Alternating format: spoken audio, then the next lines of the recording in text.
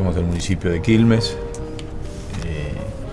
y como verán hemos adoptado a través de esta pequeña revistita que hicimos para la presentación en la Feria del Libro una serie de actividades importantes durante el año para tratar de recuperar todo lo posible el diálogo interreligioso, el tema de la paz entre las religiones y en ese sentido uno de los ejes que tuvo el espíritu del Concilio Vaticano, ¿no?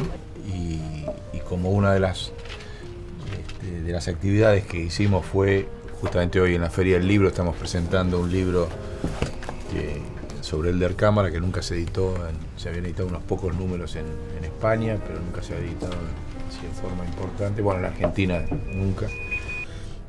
Nosotros a este libro le damos mucha importancia porque, como ustedes lo verán, hay un vínculo que está, como todas las cosas de los pueblos, por ahí están latentes, así que bueno, ahí es donde nosotros formamos este movimiento laico que se llama Movimiento Elder Cámara por la paz entre las religiones y los hombres, y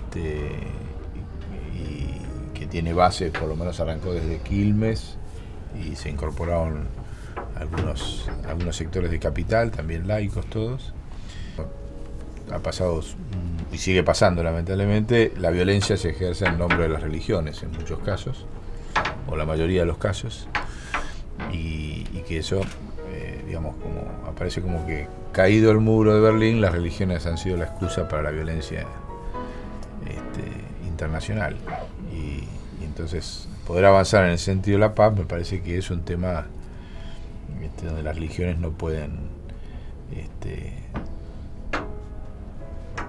seguir en silencio, ¿no? Y esa es nuestra utopía, nuestra fantasía, aunque parezca muy chiquita.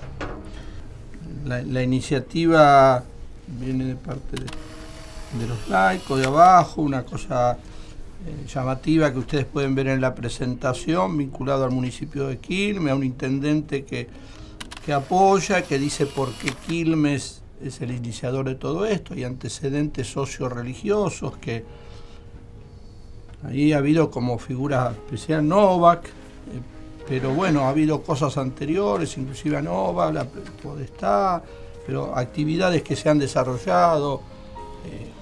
Ahí empezaron los curas obreros, por ejemplo, también. Hubo un encuentro sacerdotal en el 65 que fue denominado el Concilio de Quilmes, eso lo van a ver también en la revista, en el que, bueno, yo tuve la suerte y la oportunidad de participar. Yo planteaba de que lo que fue y que fue interesante, la iniciativa del concilio, quizá hoy tenía que adquirir otro contenido y otra forma en el 2012. Concilio se refiere a un hecho religioso católico, donde participan solo obispos y algunos peritos invitados, sacerdotes o laicos o observadores de otras religiones. Bueno, nosotros queríamos ya de entrada replantearnos todo eso y que entonces adoptamos una palabrita que está en la invitación, que es asamblea, un lugar donde se debata, se discuta, se proponga, se transmita, se dé y haya propuestas para lo que entre todos vayamos diseñando. Hoy, aún desde las ciencias sociales, se estudia el papel que pueden cumplir las religiones, todas las corrientes religiosas y espirituales, en la construcción de un mundo más humano, más fraternal, más solidario, ¿no? Teniendo en cuenta, como todos sabemos, que no estamos solo ante una época de cambio, sino un cambio de época, un nuevo proceso civilizatorio. Bueno, esto es un desafío nuevo para toda la humanidad y en particular para las religiones. Los invitamos a todos a que difundan esta iniciativa en sus diversos grupos, que añadan otros. Por encima de todo eso, parecía que es un desafío, cómo transmitir el mensaje religioso a los pueblos de hoy. Cuando hablamos de la paz entre las religiones y entre los hombres, creo que hay que añadir también la paz entre los pueblos, la involucra al otro, pero es la paz entre los pueblos, y yo digo, todos lo sabemos, no hay paz sin justicia. La paz es el fruto de la justicia. Miro acá y veo un trabajito que me hace completar lo que les decía. Interreligioso e intercultural le llamamos. ¿Por qué? Porque, bueno, sugestivamente, a veces las cosas se dan así, este Papa, que no es muy innovador, que digamos, Benedicto XVI, en Asís, convoca a agnósticos para que formen parte del encuentro interreligioso, y va a Cristeva y saca un documento espectacular. Y acá está en el folleto, que ella llama los 10 principios de un nuevo humanismo, que a nosotros nos gustó mucho y sirve de base también para ampliar este espectro de lo que pretendemos que sea, que es que toda la humanidad hoy está desafiada a responder a los retos que presenta los cambios socio-religiosos del mundo. Eu sou monge beneditino fuera de monasterio, hace no sé cuánto tiempo. Soy monje del mundo, no del claustro. Desde 2001 que nosotros trabajamos la producción de una teología pluralista de la liberación, que sea de la liberación, pero desde el pluralismo. ¿Qué quiere decir eso? Una teología que se junte a los compañeros que hacen toda esa reflexión sobre la liberación en el budismo, en el islamismo, entonces plural. No multicultural, no nos gusta mucho el termo multiculturalismo, pero pluralismo es un poco diferente, ¿no? Eu trabalho nisso, agora estou trabalhando numa pesquisa sobre bolivarianismo, quer dizer, o novo movimento socialista latino-americano, principalmente a partir de Venezuela. E estou muito feliz de estar cá com vocês, porque eu creio que o Brasil aún é muito aislado de los países de língua. E vengo por isso, para estrechar os laços, para dizer somos uma única pátria, estamos caminhando juntos. Então, eu agradeço muito esta oportunidade de estar com vocês. Isso me hace hoje, contei esta história, para dizer que o importante, como vê um grupo como de vocês, é muito mais de garantizar um processo sinodal para nossos grupos. Quer dizer, sinodal é a palavra grega sínodo, quer dizer caminhar juntos. Caminhar juntos, não? Creio que esta ideia de uma igreja piramidal, seja romana, seja anglicana, seja o que seja, não é evangélica. E quando logramos assim que a igreja seja sínodo, quer dizer juntos, e juntos democraticamente, então sim logramos uma coisa nova.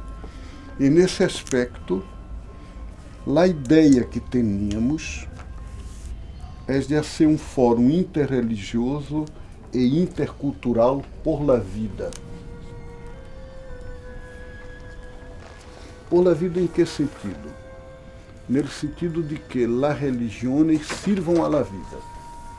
E é a la misura que as religiões servem à la vida, que elas se renovam, se juntam, se unem cada uma em sua especificidade.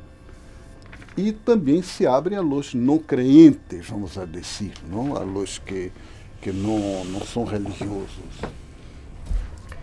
Bueno, nosotros venimos de Córdoba, pertenecemos al Centro Tiempo Latinoamericano.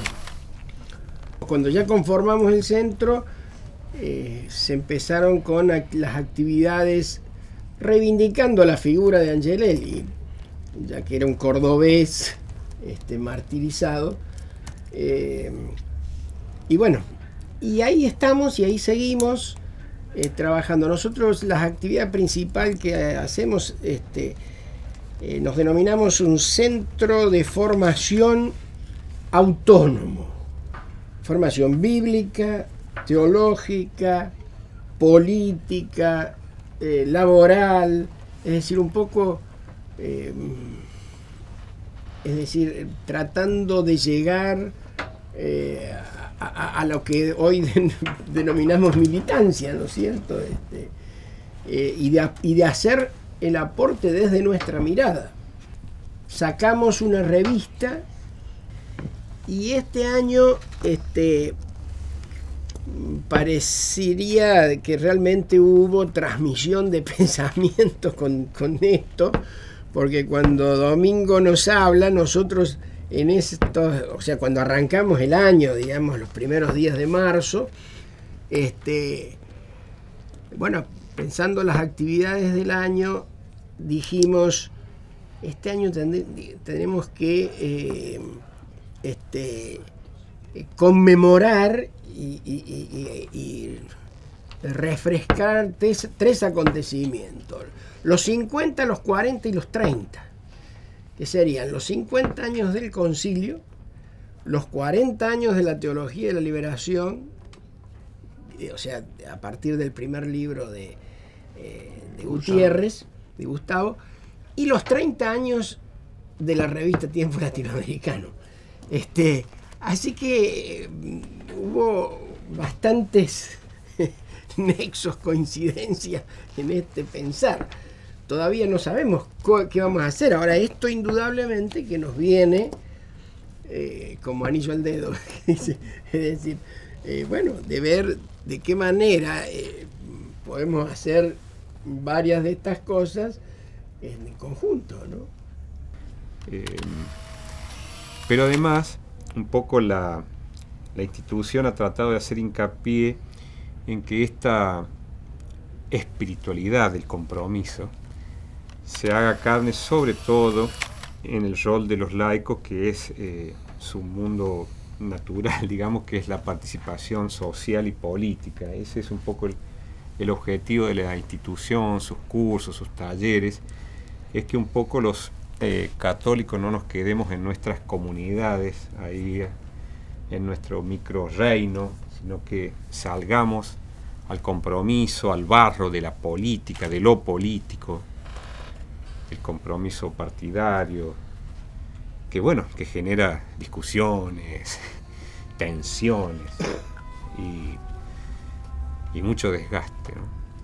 Y en ese sentido, el fundador, uno de los fundadores de la institución, Vitín Baroneto, ha estado, por ejemplo, durante 2 periodos como director de Derechos Humanos de la Municipalidad de Córdoba. Fruto de esa experiencia es que también traemos ahí nuestra manera de ver el tema de los derechos humanos, que es la parte de los primeros 4 años, la gestión durante el intendente Luis Juez, y los 4 años siguientes, que hemos hecho hincapié en esa particularidad que a veces tenemos, que es cómo mira el periodismo, cómo mira las notas periodísticas y charlas de los últimos 4 años en torno al tema de derechos humanos. Esa es un poco es otra de las publicaciones que acá las vamos a dejar. Digo esto porque este 50, 40, 30 trata de rescatar en el inicio de la reflexión que hemos empezado este año, ese motor, esa espiritualidad en términos de Casaldáliga, de la espiritualidad de la liberación, ¿no? Ese motor que lleva al compromiso. Bueno, por ahí más o menos tratamos de ir reflexionando, Domingo, de aportar a este espacio, que desde ya, por la característica del tiempo latinoamericano, no podemos imaginarnos de otra manera que no sea ecuménica, abierta. Nuestra relativa libertad, digamos, de no depender de una institución determinada, nos ha hecho bastante libres en ese sentido. Es un espacio diverso, de mucha militancia. Esa es más o menos la característica de la institución. Soy abogado, trabajo en la Secretaría de Culto, que depende de la Cancillería Argentina, específicamente en la Dirección General del Registro Nacional de Cultos, la dirección, bueno, que establece lazos entre el Estado y las religiones que no son la católica, apostólica, romana, todas las demás, digamos, ¿no? En general, en un 90% evangélicas pentecostales, pero por supuesto también protestantes históricas, budistas, hinduistas, afroumbandistas, espiritistas, y bueno, toda la diversidad que uno pueda imaginar. A título personal debo decirles que yo digamos, tengo una educación muy influida por la modernidad, y que más bien mi punto de arranque es el agnosticismo del que se hablaba antes, ¿no? Bienvenidos. Este trabajo para mí implica todo un desafío, y desde luego, bueno, tomo nota de la existencia, he tomado nota a lo largo de estos años de la existencia de las creencias. Me interesó mucho tu referencia a este encuentro del Río +20, al tema de las cumbres de los pueblos, que son en definitiva las que terminan motorizando cambios en las cumbres oficiales. Para sin cumbre de los pueblos, después muy difícil que una cumbre que es oficial y que siempre se tiene que mover negociando entre países que tienen distintos intereses. Bueno, lo hemos visto acá en Argentina, sobre todo de cara a lo que es la devastación del planeta, ¿no? Y cómo los mecanismos de diálogo y de defensa de la vida tienen una dimensión espiritual, cósmica, religiosa, pero además son imprescindibles para evitar que un modo de producción termine con la vida en el planeta. Un tema que podríamos, bueno, no sé, avanzar después. Si bien estoy de acuerdo con todos los que han dicho, sobre todo el aspecto de humanismo, que para mí es una condición básica para cualquier tipo de acuerdo que se quiera hacer entre los hombres, humanismo. Porque justamente el humanismo está tomado por Cristo. El Cristo, al ser humano, ya ha divinizado el humanismo. Esa es una frase que no es mía, pero que me ha impactado muchísimo, pues, de un vidente muy amigo mío. Y donde Jesús mismo dice: yo soy el rostro humano de Dios. Porque nadie conoce a Dios, nadie ha visto a Dios. Miente el que dice que conoce a Dios. Eso lo dice la Sagrada Escritura. Y entonces, que Jesús diga: yo soy el rostro humano de Dios, entonces nos acerca a Dios, lo acerca al hombre. Y después continúa: yo soy el rostro divino del hombre. Ahí está todo lo que nosotros podamos hacer a favor del hombre, porque lo ha divinizado. Dios lo ha divinizado al hombre. Para mí toda la teología está en eso, toda la filosofía está en eso. Entonces yo lo que estoy viendo aquí es una especie de intento, casi diríamos marginal, de la Iglesia Católica, Apostólica, Romana, Vaticana. Yo quiero volver de nuevo, diríamos, a la autenticidad del mensaje evangélico, que lo hemos perdido. Y Señor, y la Iglesia no necesita cambio. Ese es el problema principal que yo tengo, y pienso que yo estoy aquí de más porque ustedes están queriendo, como quien dice, salvar al humanismo, dar los mensajes del humanismo. Yo no encuentro ningún mensaje del humanismo sin volver verdaderamente al mensaje de Cristo. Esa es mi vida, y yo todavía estoy marginado del clero porque creen que yo estoy en contra de la iglesia. Al contrario, defiendo a mi iglesia. Me ordené, va a ser en septiembre 50 años. Así que soy fruto del concilio. En el 67-68 empecé a formar parte del movimiento de sacerdotes para el tercer mundo. Yo adherí al documento de los 18 obispos para el tercer mundo, que era justamente otra mirada distinta a la del Concilio Vaticano II sobre lo que pasaba en el mundo y sobre la liberación en el mundo, sobre el proyecto socialista en el mundo, etc. Es decir, ese sigue siendo todavía mi programa de vida sacerdotal. Claro. Sí, porque en el 66, después terminó el concilio, la conferencia episcopal hace un debate sobre el concilio, y en ese momento tenía cierta preeminencia el grupo de obispos conciliaristas y renovadores, entre los que estaba Podestá, y que era un poco el referente de toda la transformación social. Y a él le encargan la redacción del documento, que para aquella época me pareció muy bueno. Es decir, todas las iniciativas que salían de ese espíritu conciliar y de esos documentos que se completaron en lo que se llamó el documento que se hizo en San Miguel, por eso se llama documento San Miguel, en el 69, hasta ahí llegó mi amor, y después de ahí todo se fue revertiendo, así que nunca más. Por eso adhiero fervorosamente a esta propuesta de retomar, yo digo, no los textos del Vaticano, sino el espíritu y ampliarlo, porque tampoco, ya les digo, para decirlo, el concilio fue una mirada eurocéntrica de la relación de iglesia y mundo. Y bueno, justamente el documento de los 18 obispos es una mirada desde Asia, África, Oceanía, América Latina. Era otra cosa distinta, ¿no? En estas cosas, entre otros, estuvo fervorosamente trabajando Angelelli en esta línea. Hay algo interesante para mencionar, y por cierto estoy muy honrado de estar en este encuentro y agradezco a los organizadores por haberme invitado, y es el tema de el diálogo islamo-cristiano, que es algo tal vez no muy conocido, por lo menos por la gente en general, y me gustaría citar por sobre todo, dentro de toda la historia del diálogo islamo-cristiano, el encuentro de San Francisco de Asís con el sultán Malik al-Kamel en el marco de la Quinta Cruzada. Es interesante, y esto está citado por un biógrafo de San Francisco, que es San Buenaventura, cuando se refiere al encuentro que tiene San Francisco con el sultán, en la que el sultán, entre las series de intercambios que hubo, le pregunta cómo puede ser que los cristianos que hablan de amor hagan la guerra. El sultán le pregunta a San Francisco, y San Francisco le contesta con una respuesta muy elocuente. Le dice: eso pasa porque el amor no es amado. Y es importante aquí mencionar que muchos musulmanes, especialmente intelectuales, teólogos, tienen una especial predilección por la teología de la liberación. Y justamente tiene mucho que ver con eso que se mencionó antes, de tener una teología pluralista de liberación.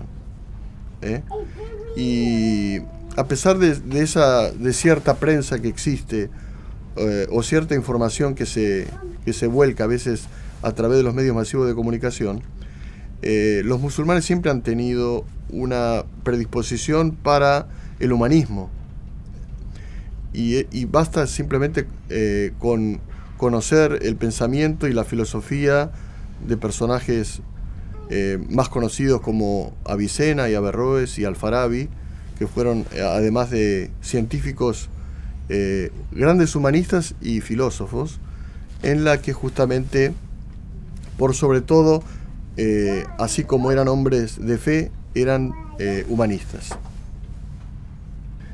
En la época de Cristianos para la Liberación, pude ver otra iglesia y pude ver más claramente la iglesia oficial también, ¿no? Pero a mí me llamó algo, porque yo en ese momento era ateo. Sí, cuando estaba militando con ellos, con la iglesia, era totalmente ateo. Yo realmente descreía de Dios. Pero no importaba, porque me parecía que el mensaje del Evangelio tenía cosas que me guiaban por la vida, no solamente me servía a mí como conceptos para guiarme en la vida. Y una de las cosas es no enfrentar la justicia necesariamente con violencia, sí con firmeza y con muchas acciones que no necesariamente eran matar. En esa época, en los 70, había muchos amigos, digamos, que, bueno, elegían otra opción, y los respetaba muchísimo. No, pero me parecía que esto era más superador, pero siempre como concepto nada más. Y empecé a trabajar justamente con personas de la iglesia que, bueno, no estaban, que me enseñaron, digamos, que me enseñaron otra visión de, no solamente de Jesús, sino de la vida. Como que la justicia no era solamente la caridad, sino era reconocer el derecho del otro, que no le estoy dando al otro lo que me sobra, sino lo que es del otro. Y trabajar desde donde Dios me llevara por la vida, porque después sí creo en Dios. Y creo que la espiritualidad, sin acción por los demás, está vacía. Entré y salí de la iglesia muchas veces y estoy tratando de hacer una militancia dentro de la iglesia, pero más que nada en lo espiritual. Tengo una pequeña comunidad. Trato de que eso que se encendió en mí no ocultarlo, sino transmitirlo y predicar sin hablar. Coordino el grito de los excluidos. Creo que ese es el motivo principal de mi caminar como cristiano y mi puesto de lucha, diremos así, que por el cual Clelia me invitó a estar aquí. Y esto me emparenta mucho con Brasil, porque el grito de los excluidos nace de la pastoral de los migrantes. Somos primos hermanos del MST, del Movimiento Sin Tierra, trabajamos juntos. Y estamos trabajando aquí modestamente en la Argentina, desarrollando un plan de formación social, político, con otros compañeros cristianos, en coordinación con algunas comunidades eclesiales de base. Tenemos militancia política de toda la vida, pertenecemos y nos identificamos como cristianos y peronistas desde siempre, y eso, bueno, nos ha llevado a ser tachados en muchas oportunidades, ¿no? Por unos y por otros, ¿no? Entendemos que también con nuestras verdades, que serán relativas como todas las verdades, caminamos y hacemos lo que podemos. Hemos aprendido mucho de los hermanos brasileños, mucho. Y le voy a hacer un pedido, porque no un consejo ni una... Cuando luego de la etapa de presentación del libro de Chávez, escriba un segundo libro con las mismas características, un diálogo, una charla, y lo va a aceptar porque lo conozco con mucho agrado y aprecio, con Rafael Correa, que es un hombre cristiano, socialista, y me parece que por las realidades de la vida es el que va a tomar la bandera en nuestra América del Sur, ¿no? Que hay que acompañarlo, ¿no? Perdón la sugerencia. Así que por eso estamos aquí, tratando de escuchar y aprender. Y bueno, con Domingo nos une un viejo conocimiento también de los mismos caminos, ¿no? Gracias. Vengo de Punta de los Llanos, La Rioja, la iglesia conciliar que trató de dejarnos el querido Pelado Angelelli. Gracias a los compañeros de Quilmes, compañeros del Seminario de Formación Teológica, que vengo caminando hace unos añitos, que me han acercado a la invitación y con mucho agrado acepté, ¿no? Porque es todo un desafío. Bueno, acá esa es mi presentación, y en un momento intenté, pero la vocación sigue hacia la vida consagrada. Gracias a los capuchinos, Jorge Danieliani, quien me dijo que no debía estar dentro de una institución religiosa, estoy acá. Y día a día trato de vivir una espiritualidad angeleliana. Esa es mi presentación. Gracias. Estuve mucho con los sacerdotes del tercer mundo desde la década del 70, en la que Monseñor Plaza nos echó de Mar del Plata a los capuchinos porque decía que éramos subversivos, que estropeábamos la comunidad y que no podíamos vivir en ninguna villa porque en Mar del Plata no había villas y había 30 y tantas pequeñas villas en ese tiempo. Después de Mar del Plata pudimos ir por invitación del obispo especialmente a trabajar a la diócesis de La Rioja. Y a los pocos meses de llegar, Angelelli muy generosamente, pero no sé si con suficiente prudencia, me hizo párroco de Anillaco.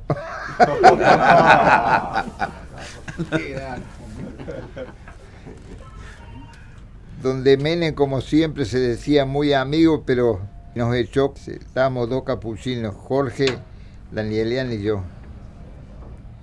Para nosotros que venimos de la comunidad eclesial de Base, tuve una experiencia, tuvimos la oportunidad y agrado de que en su momento haya estado también Antonio, Raúl Velardo, Ángel Caputo. Y un eje esto para nosotros fundamental, y quiero traer a esta mesa el nombre de un compañero que nombramos el primer asesinato político en democracia, el laico Agustín Ramírez, asesinado en el 88, en los que fueron las tomas de tierra con el obispo Jorge Nova. Y bueno, para nosotros es fundamental esto del sueño de un tercer concilio, si bien el segundo todavía no se ha vivido en profundidad, pero bueno, por ahí esto que traías vos, me parece recién a colación de por ahí no poner puntos de cambio superadores, sino empezar a profundizar lo que quedó por la mitad. Juan Pablo II también aportó a que se frenara un poco algunas pautas del concilio segundo, ¿no? Tenemos viviendo en nuestra vida dos hechos históricos, un hecho histórico de que esté una persona como el Barba Gutiérrez en Quilmes, en la cuestión, digo, no solo por el cargo, sino en la cuestión política social, otro hecho histórico de que tuvimos la oportunidad de estar en esta mesa sentados, algo que insoñado para nosotros, y conocer a un compañero como Robledo, y tener la oportunidad de que venir a las comunidades eclesiales de base, donde siempre a los municipios les hemos estado tirando piedras, hoy tenemos la oportunidad de estar adentro. Por ahí también sería bueno empezar a armar en las bases, estas reuniones, salir a los barrios, también y salir a las provincias, donde los laicos también integran estas mesas con propuestas de construcción. Yo como el compañero, digamos, soy filosóficamente cristiano, hoy por hoy no soy más bien agnóstico, pero entendemos, yo desde este lugar, que es fundamental el rol de la creencia, que es superadora del ser para transformar y para estar acorde como a estos momentos que vive la humanidad, que es de cambio de era total, ¿no? Que es, en Quilmes tiene una particularidad. Cuando asumió el Barba, armó una dirección que se llama Dirección de Nuevos Paradigmas Sociales. Bueno, para el compañero laburamos dentro, que está en la Secretaría de Desarrollo que lleva adelante Guillermo. Bueno, nosotros laburamos desde esa dirección, entonces buscando los nuevos paradigmas es fundamental el diálogo entre las religiones, porque es siempre entendí en Cristo, ¿no? que decía que había un solo mandamiento: ama a tu prójimo como a ti mismo. Desde ese lugar creo que es como entiendo que el peronismo es filosóficamente cristiano. Y creo que eso es común a la mayoría de las religiones, por lo menos, sino a todas. Y buscar esa coincidencia, esa convergencia, es vital para la humanidad. Digo, no estamos... parece como que todo el tiempo se discuten de otras cosas, se habla de otra cosa, lo importante y lo urgente es otra cosa, y esto es lo vital para el momento que vivimos, creo que es y que no se dimensiona. O sea, se habla de conflictos, cumbres mundiales, de cambio climático, y en realidad la modificación del ser tiene que ser tan profunda, pero tan simple, ¿no? Y creo que desde ahí es donde podemos trabajar para aportar algo para que vivamos en paz los pueblos. No sé, nada más. Tuve una formación judía, haber sido profesora de hebreo y haber también trabajado durante años en la docencia no solo de la lengua, sino de la Biblia estudiada desde la lengua original, que también en el recorrido posterior me hicieron como ir dejando solo la especificidad de lo que podía ser la visión del judaísmo para entender la visión crística también y para entender cómo desde otras filosofías y cosmovisiones, tanto americanas como las del Oriente, había una convergencia real y concreta. Está claro que desde cualquier lugar, religión o movimiento social hay algo latente que creo que esta convocatoria es la que quizás nos hace que podamos impulsar, ¿no? O sea, cuando Guillermo planteaba desde el concilio y discutíamos también un poco por qué esa iba a ser la herramienta o no para este tipo de convocatoria, la realidad es que la forma la vamos a seguir conversando, pero lo que sí está claro, tanto como nombraban los foros sociales, tantas organizaciones en el mundo que están debatiendo todo esto, o sea, formas hay tantas, pero lo que parece que sí está faltando y que no lo cumplen como papel los gobiernos es ese espíritu de convocar y de accionar. No nos vamos a sentar en la mesa solo a conversar, ya lo sabemos todos eso, ¿no? Motorizar mucha más gente es desde no discutir ya más, sino de poner más a la luz todo lo que nos une, y que yo creo que si tenemos este espíritu, los que estamos acá y somos multiplicadores, seguro que va a dar buenos resultados. En los 70 participé, encabecé una sublevación militar en contra de la dictadura, y mi posición en ese momento de enfrentar la dictadura, la unidad de infantería en Marina, era porque nosotros habíamos tomado contacto en aquel momento, en enero del 72, con los sacerdotes del Tercer Mundo, ¿no? Con Jorge Adur, que ahora está desaparecido, y bueno, y empezamos a comulgar con todo lo que era la política de la Iglesia en aquel momento, y bueno, nos llevó a tomar esa actitud de no reprimir al pueblo y plantear que había otros militares. Entonces, lo que es reivindicar todo este pensamiento y el referente que también era para nosotros Elder Cámara me parece importantísimo, sobre todo en este momento.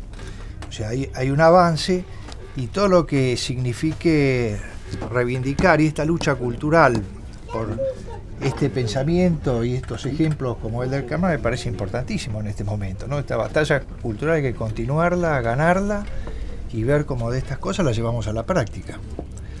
Así que bueno, me parece importantísimo todo esto. Participé de la guerrilla católico-peronista de Montoneros, resistiendo la dictadura. Yo soy un sobreviviente como Julio de esa experiencia. Y me lleva hay una relación de amistad y de militancia con el intendente Gutiérrez muy fuerte, de 40 años. Militábamos y trabajábamos juntos en aquella zona.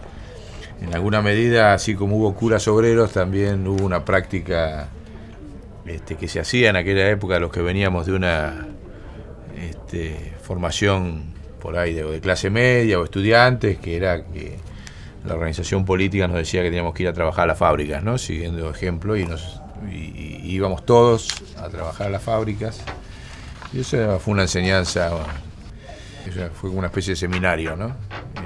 Muy importante.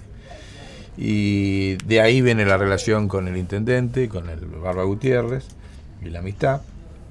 Y,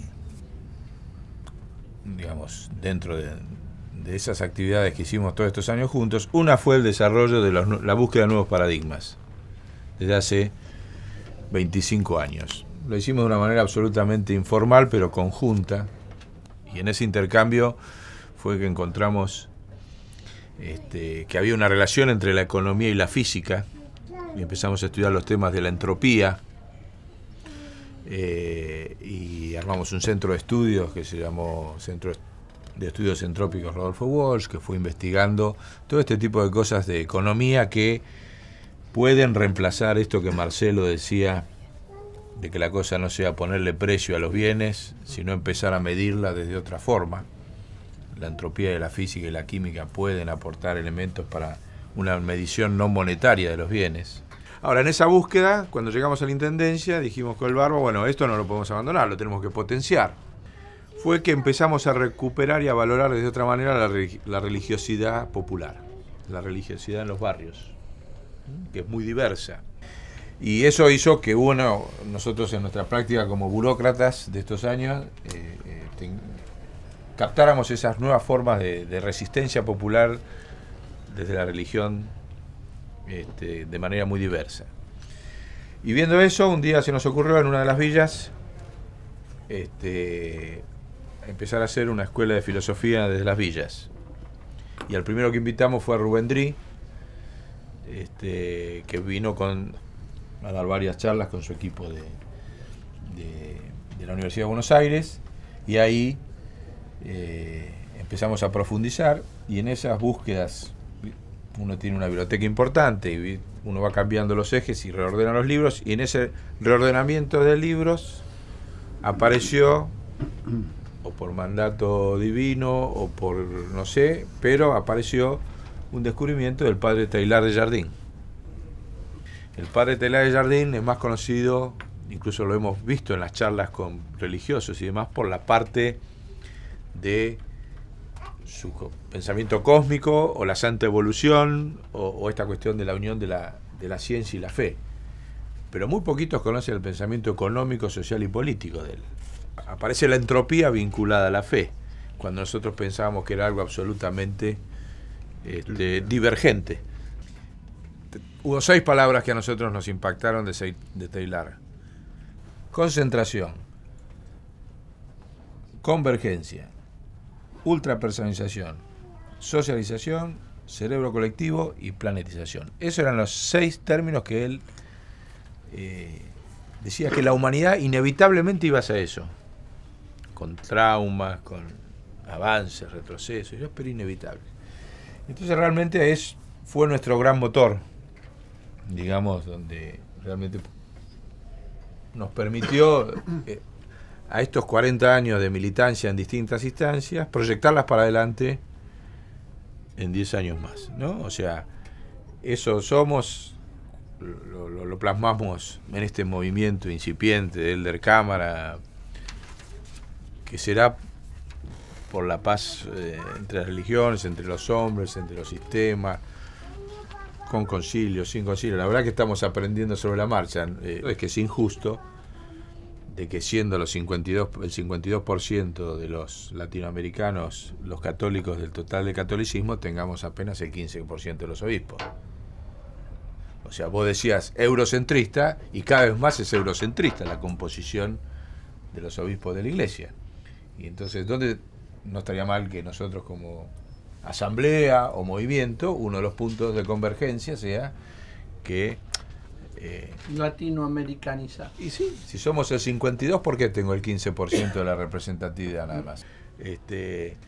Nosotros creemos que hay que dar un trabajo en la asamblea, en el pueblo de Dios y en la institución, en los dos lados a la vez. O sea, no resignamos ninguno de los dos espacios. O sea, hay que acumular abajo para molestar arriba. No damos totalmente por perdido, porque tampoco nunca nadie pensó que iba a aparecer un Juan 23 y convocar un concilio. ¿Alguien lo esperaba? No. El propio Elder lo dice, y bueno, Benedicto en algún momento será reemplazado, y si hay un movimiento de laicos fuerte en el mundo que tenga un planteo jerárquico, científico, espiritualmente potente, va a tener que ser escuchado. Así que nosotros nos planteamos como movimiento de la Cámara el trabajo en los dos niveles, sin despreciar ninguno de los dos, pero conscientes de que va a ser la fuerza de lo de abajo lo que permita cambiar lo de arriba, ¿no? Yo tengo que decir que como miembro de la Iglesia Católica, que más o menos desde mi ámbito clerical tengo relación bastante con lo institucional, no veo para nada clima de retomar, ni de celebrar, ni de recordar, ni de debatir nada del concilio. Acá en Argentina no veo eso. Es decir, un punto de partida. Esto es inédito en Argentina, que un municipio, una entidad de la sociedad civil, encima peronista, se le ocurra celebrar el concilio que la Iglesia no celebra ni menciona, es inédito. Eu creio que isso que Domingo disse é verdade em todo o mundo. O Papa Benedito XVI isso moto próprio, documento de movimento dele que se chama Porta Fidei, não?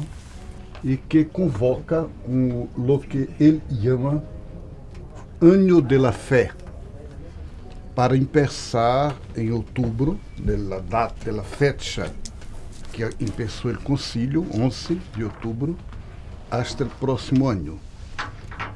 Pero a proposta é a mais tradicionalista e cerrada e conservadora possível. É decir, que o concílio se resume no catecismo católico, que a finalidade do ano de la fé é professar a fé católica humana e, nesse sentido, recuperar, vamos a dizer, o tema do Sínodo de Outubro, uma nova evangelização que se entende como nova catolização.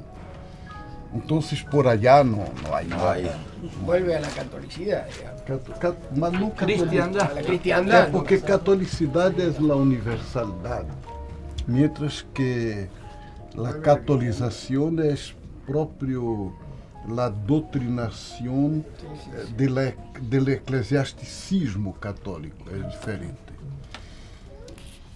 E eu penso que no espírito do concílio há alguns elementos importantes. Primeiro, quando Domingos disse que, ou foi Guilherme que falou, que nadie esperava João 23, isso é verdade e não é.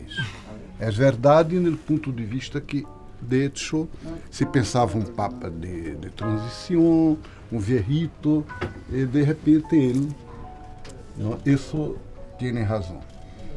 Por outro lado, só pudo ser isso porque desde o ano, todo o século XX foi fermentado por movimentos laicos em la Igreja e movimentos de base. E eu creio que hoje vivimos um tempo mais cerrado que na época de Pio XII. ¿Más cerrado? Mais cerrado. Por algumas razões. A primeira é porque há a internet, há o celular, que em aquela época lá não havia. Então, a centralização hoje é mais eficiente. Outro ponto é que naquela época havia um debate político ideológico mais forte. Marxismo, liberalismo, não sei. Hoje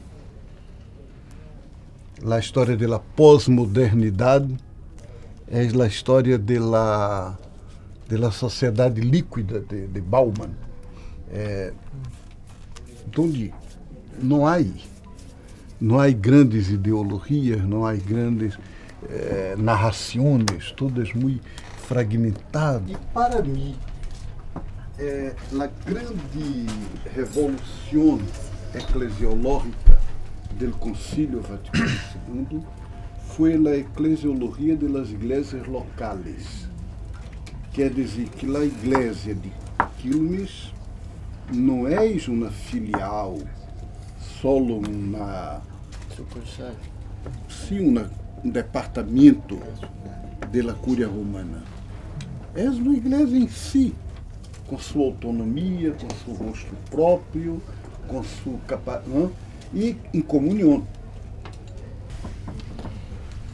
Então, minha impressão é que, como na preparação do Concílio Vaticano II, foi muito importante os movimentos laicos, as bases, a partir do movimento bíblico, ecumênico, missioneiro, todos estes movimentos laicos que han fermentado por décadas hasta chegar ao Vaticano II.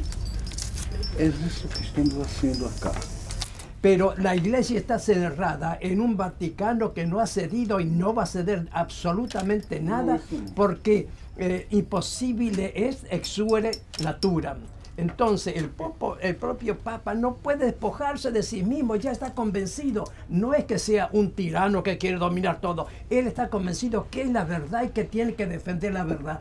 Todo es la estructura del medioevo, con un pontífice que es superior al concilio y por consiguiente ni siquiera el concilio tiene injerencia en el Papa. Yo pienso que nosotros no esperamos conversión del Papa, ni un cambio del Vaticano.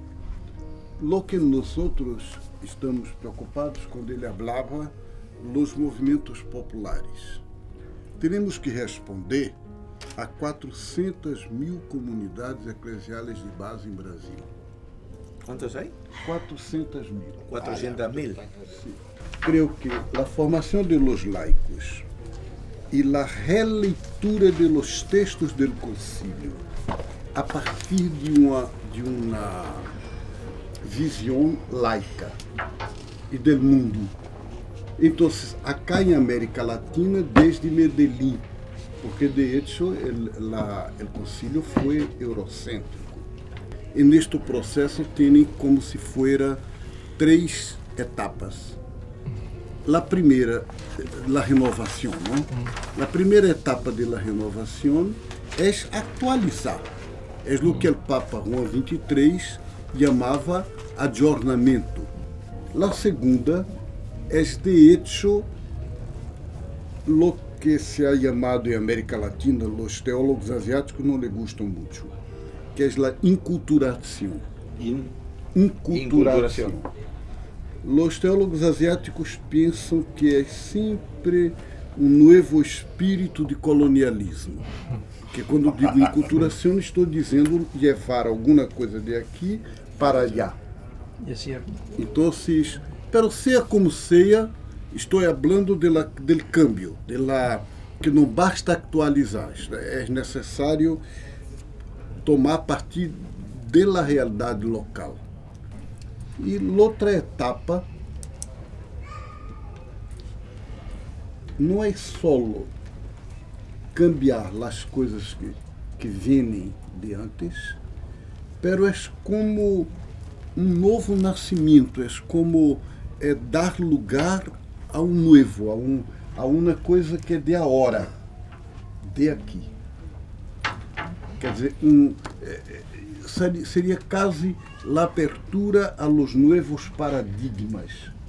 Toda esta questão holística, toda esta questão da espiritualidade ecológica, de uma visão de, por exemplo, uma nova forma de ver o corpo, o sexo, a sexualidade. Tudo isso vem de uma forma nova, que nem o concílio e mesmo no Medellín, e nem na teologia da liberação, ha trabalhado, porque não podia. Agora, em América Latina, nós somos muito atentos à teologia negra e a las teologias, porque são plurais, negras e a las teologias índias, como também a las teologias feministas. São novas, não havia na época de Medellín. Então, nesse aspecto, creio que releer o Vaticano II nesta dimensão, em processo sinodal. Para mim, o fundamental é o que estamos tentando fazer em Brasil, em Itália, em vários lugares, e ver o movimento de ustedes. Por exemplo, um grupo como este de Córdoba, não? Que eu conheci, fui lá há 3 anos, 4. Eu chamo cenáculo de resistência. Porque são cenáculos, são grupos como aquele de los discípulos de Jesus reunidos, que resistem, que seguem resistindo, e penso que a hora, neste momento, nela desobediência de consciência, não por consciência, nela resistência e nela criatividade de proponer outro tipo de cristianismo e de fé e de vida, nós outros preparamos um tempo novo. Antes aún de pensar em uma organização muito grande. Por exemplo, o grupo que está em Madrid, pensando pro concílio, antigamente falavam de um novo concílio, agora falam de um processo conciliar. Primero, como imágenes, imaginamos lo que estamos haciendo como una piedra que cae, que tiramos al mar y empieza a haber círculos concéntricos. Eso. Esta es la piedrita de hoy. Cierto. Que irá retomando, porque no será la única iniciativa, esta la nuestra, habrá muchas por otros lados, ¿no? Sí. Así que una imagen es esta, tirar una piedra y hacer círculos, y que eso se vaya expandiendo y difundiendo. La otra que hemos charlado bastante es que hemos asumido con humildad de que no hay que empezar por lo grande, sino por lo pequeño, como nos enseña el Evangelio. Los franciscanos son maestros en eso. Entonces, empezar de lo local, a lo regional, a lo nacional y a lo latinoamericano, y si algún día se da, será en lo mundial. Tomando tu idea de que todos los que estamos aquí, en esta cuestión de los círculos concéntricos, somos o tenemos que asumir quizá la responsabilidad de ser multiplicadores. Que cada uno vaya por el mundo y replique esta experiencia. Empezamos un proceso entre todos, un proceso. Entonces, ese proceso madurará a su tiempo, cuando las lluvias caigan, como decía él, la semilla está y está dispersa por todo el mundo. ¿Cuándo va a venir esa lluvia? No lo sabemos, pero sí nosotros podemos preparar el terreno. Me parece que esa es nuestro aporte de este grupo de hoy. Si no estamos en el punto del proceso en el cual ya todos esos círculos están funcionando, por todo lo que está sucediendo en tantos lugares del planeta, y en todo caso más pensando en lo que decía Taylor, hay que multiplicar, pero desde la concentración. O sea, si ahora nos propusiéramos otra vez empezar un proceso que ya está sucediendo, donde hay que seguir formándonos, pero todas estas instancias de los pueblos que ya están, digamos, activando y proponiendo otro tipo de mundo si nos proponemos como si, bueno, como si eso no estuviera tan presente ahora y solo tenemos que empezar a impulsarlo nosotros, me parece que, por un lado, no estamos recogiendo lo que ya está y estamos como demorando un tiempo precioso ya. Usar esa imagen y esa idea, pero viendo que todos esos círculos ya tienen un contenido y ya tienen una presencia, ¿no? Hay, me parece, un elemento que va a ser proyectado en el tiempo, nos va a dar cada vez más voz, que es las élites del mundo, no solamente las religiosas o las católicas, sino todas las élites, cada vez más reconocen su impotencia. Sí, sí. Cada vez más. Cada vez más reconocen que no saben qué hacer, no saben cómo seguir y se contradicen. Cada un día es blanco, a los 2 meses negro, después rojo, después verde. Eso es porque, como nosotros lo ponemos en el documento, la humanidad está en un proceso de mutación velocísimo, que no lo puede interpretar ni instancias académicas solas, ni los poderes históricamente constituidos, digamos, con carácter local o universal. Y eso nos da pie a todos para imaginar alternativas, porque es muy difícil. Por ejemplo, nosotros vivimos la década del 90, o el neoliberalismo en el modelo mundial aceptado, todo. Hoy las élites no tienen ningún modelo que proponer. Entonces eso nos obliga más a lo que vos decís de la formación. Sí, sí. Porque cualquier idea, cualquier semillita, que hoy parece insignificante, en este contexto de impotencia de las élites mundiales, en cualquier momento llueve y crece más rápido de lo que pensamos.